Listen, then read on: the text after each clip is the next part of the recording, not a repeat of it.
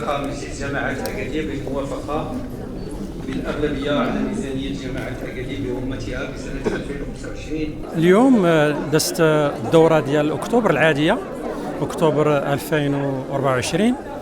النقطة الأولى فيها هي متعلقة بالميزانية، باش نعطيكم بعض الأرقام لأن كيبان لي بأنه مهم أن تكون عند الأرقام عند الساكنة أساسا وعند الناس ديال الصحافة. إلى مشينا من سنة 2022 فاش تحملنا المسؤولية كنا درنا تقريبا واحد 514 مليون ديال الدرهم ديال المداخيل. اليوم في سنة 2024 يمكن نكملوا السنة بما يفوق من 700 مليون ديال الدرهم، زيادة مهمة ومهمة جدا. واللي مهم فيها هو أنه عندنا جوج ديال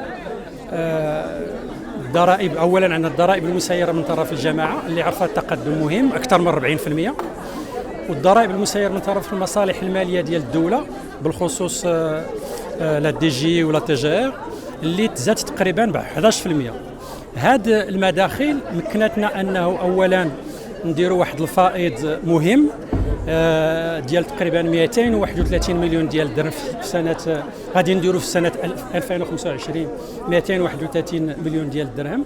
وإلا قارنا مع السنوات الفارطه فكنا تقريبا في 140 ولا 150 مليون ديال الدرهم في 23، مرينا ل 170 مليون ديال الدرهم ديال الفائض في 24 وغادي نمروا ل 231 مليون ديال الدرهم ديال الفائض في 25.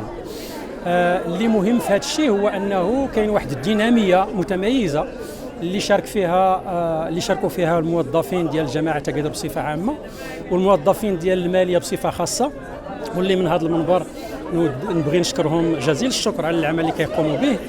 وهذه العمليه ايضا كانت ممكنه اولا بفضل المجهودات اللي كيقوم بها المجلس بصفه عامه والمكتب بصفه خاصه